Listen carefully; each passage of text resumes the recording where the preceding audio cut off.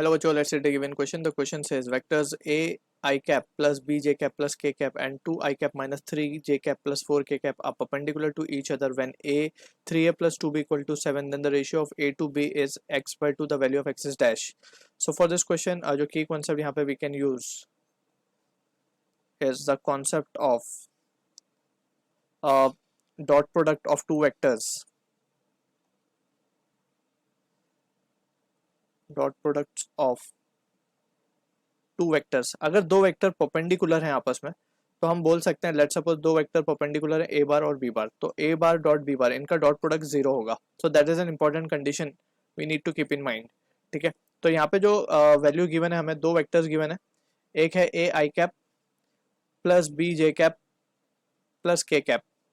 ये परपेंडिकुलर है बोला गया है, तो इनका डॉट प्रोडक्ट क्या होना चाहिए? जीरो होना चाहिए.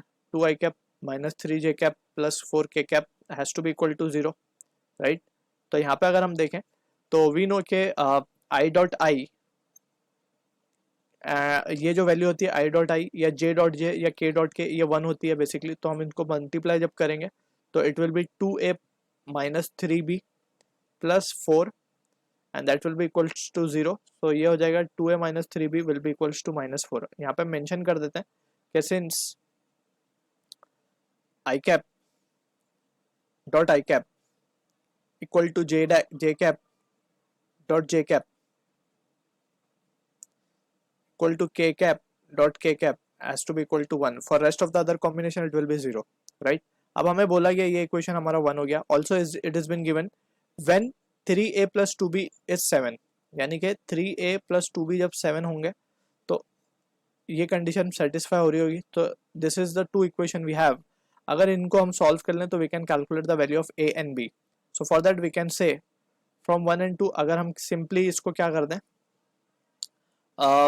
1 को इक्वेशन 1 को हम 2 से मल्टीप्लाई कर देते हैं प्लस 2 इक्वेशन को 3 से मल्टीप्लाई करके दोनों को ऐड कर देते हैं. तो 1 को हम 2 से मल्टीप्लाई कर रहे हैं तो ये हो जाएगा 4a minus of 6b and that plus of LHS को LHS से ऐड कर देंगे. तो 2 को हम 3 से मल्टीप्लाई कर रहे हैं तो ये हो जाएगा 9a plus 6b equal to वहाँ पे हो जाएगा माइनस ऑफ 8, यहाँ हो जाएगा प्लस ऑफ 21.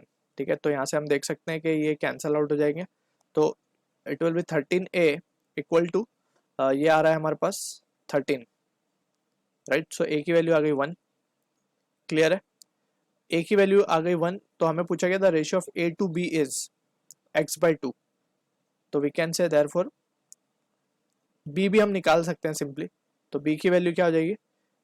इक्वेशन 1 से हम देख सकते हैं b will be equals to 2 plus 4 by 3 यानी कि 6 बाय 3 यानी कि 2. तो we can say a by b will be 1 by 2 यानी कि a की वैल्यू जो हमें x की वैल्यू आ जाएगी ऑन कंपेयरिंग, x की वैल्यू आ जाएगी 1.